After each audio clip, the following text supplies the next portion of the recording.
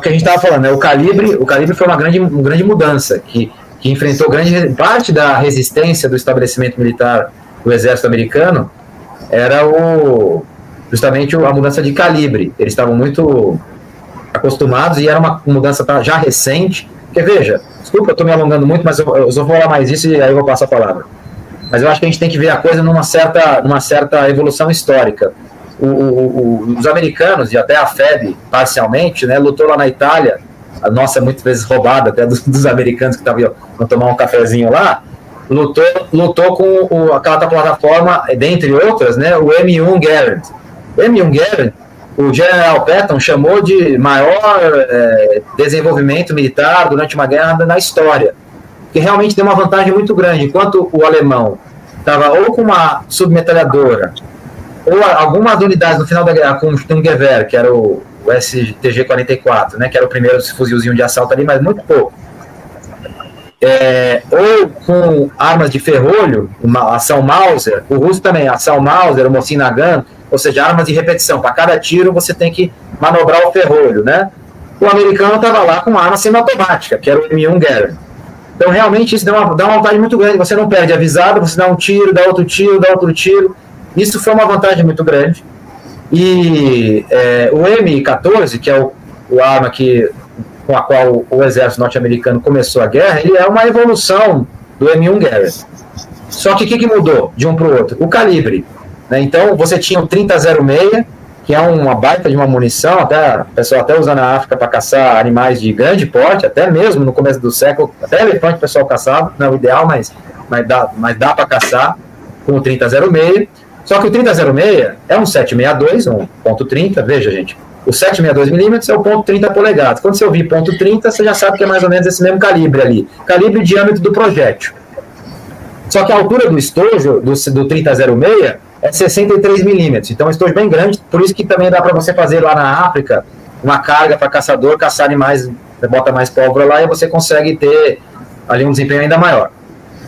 Mas o que aconteceu? Quando eles começaram os testes com armas automáticas, né, você tinha a metralhadora .30, ela era .30, ou seja, 30-06, mesmo calibre do Garand. Mas quando você começou a ter, os alemães deram o pontapé inicial, né? Essa tendência de mudança de doutrina para o fuzil de assalto, ou seja, um fuzil menor, com um calibre um pouco menor, né? Aí você começou a testar o 30-06 em plataformas mais leves, não funcionava bem, porque o ferrolho tem que ciclar muito longe para o 30-06 funcionar no regime automático, isso dava muito problema. E aí que veio a implementação do 762. Então, a implementação do 762 por 51, que é o padrão até hoje, né, por exemplo, do nosso FAL aqui, era uma coisa relativamente recente, né? O primeiro, aliás, foi o FAL junto com o M14, 1951. Então,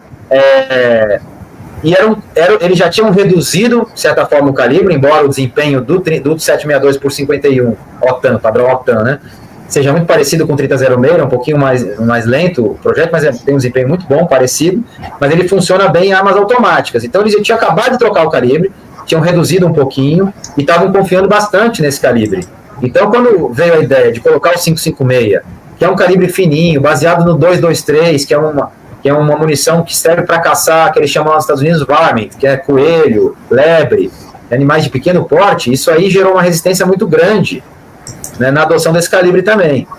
Então tem todos esses problemas, enquanto que a estratégia tanto da Alemanha no finalzinho da guerra, mas não deu tempo deles implementarem direito, quanto da União Soviética, foi manter o calibre 762 e reduzir o tamanho do estojo para 39 milímetros, 3,9 centímetros, que é até hoje a munição do AK-47. É 762 por 39.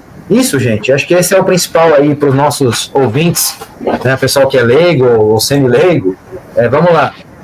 Não confundir, até aquele joguinho Counter-Strike fez muito desserviço em confundir isso aí.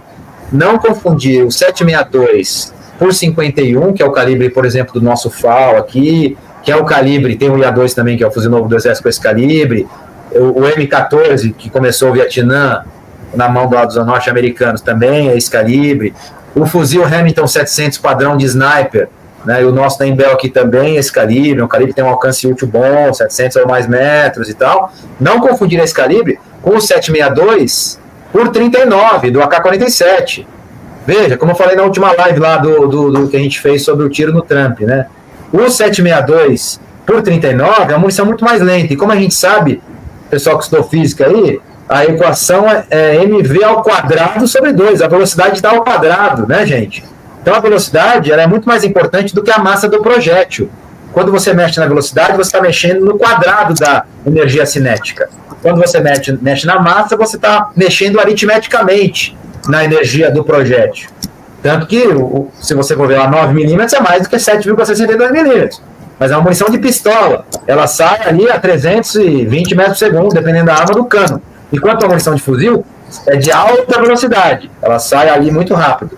Então, a mera finura e a mera pequena massa de um projétil não significa que ele é mais ou menos potente, né, do que um outro, porque o que vai contar muito vai ser a velocidade também.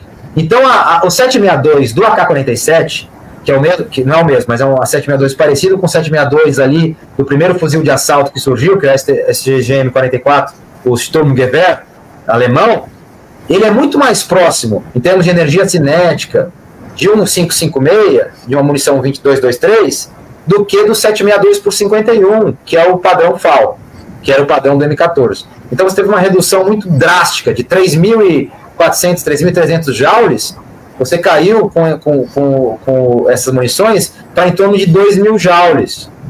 Quase metade mais ou menos um pouco mais da metade. Tanto no AK-47, que é 2.000 e poucos joules, quanto no 5,56, que é 1.900, 1.800 joules. É uma energia parecida.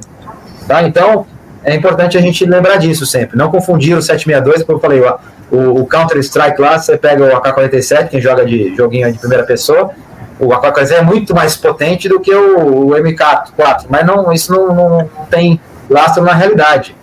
São munições com energias parecidas, inclusive tem vantagem do 5,56, que é um projétil instável e realmente causa fragmentação e danos consideráveis quando ele penetra no corpo humano.